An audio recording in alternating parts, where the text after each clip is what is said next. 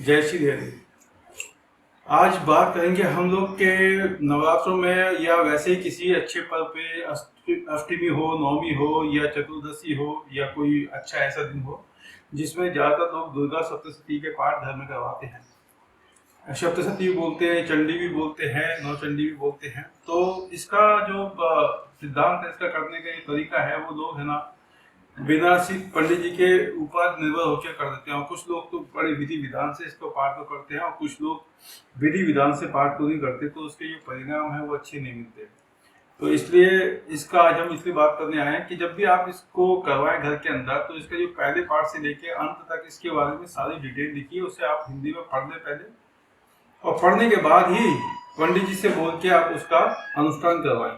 अब एक मेन मूल बात हम बताना चाह रहे हैं, कभी भी आप माँ भगवती का अनुष्ठान करवाते हैं, 9 पाठ करवाते नवरात्रि के अंदर या गुप्त नवरात्रि अभी 26 जून से शुरू होने वाले हैं, तो जब आप उन पाठों का भगवती के घर में अनुष्ठान या पाठ करवाते हैं, किसी पाठी को बुला के घट स्थापना करवाते हैं, तो एक मूल चीज आप भूल जाते हैं।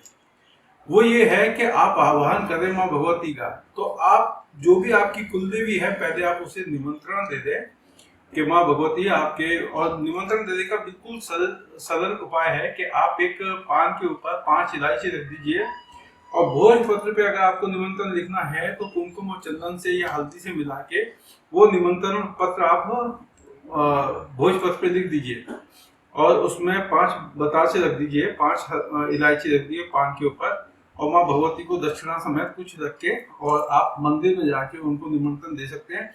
यदि मंदिर में संभव नहीं है तो आपके घर में जो स्थान बना हुआ है माँ भगवती का, जो भी आपकी कुलदेवी का स्थान बना हुआ है, वहाँ पे आप निमंत्रण रख सकते हैं। पॉसिबल हो तो आप जाए, लेकिन काफी लोग दूर भी रहते हैं तो वो पॉसिबल नहीं हो पाता, तो वो निमंत्रण रख दें और निमंत्रण में बोल दें कि कल इतने बजे से माँ भगवती आपका आगमन है और आपका निमंत्रण है, आप आइए और इस पाठ को फलीभूत कीजिए और हमें सुख संपत्ति आशीर्वाद दीजिए।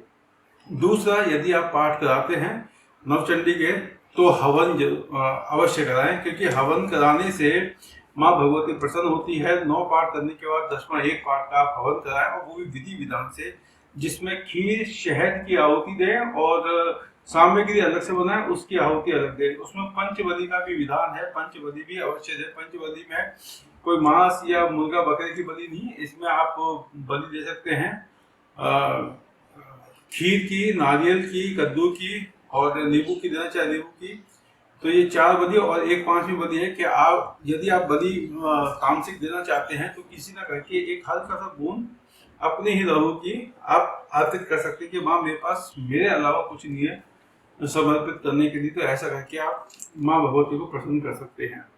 तो ये हो गया पाठ का विधि। और यदि ये कर्म अधूरा होता है तो परिणाम अच्छे नहीं मिलते।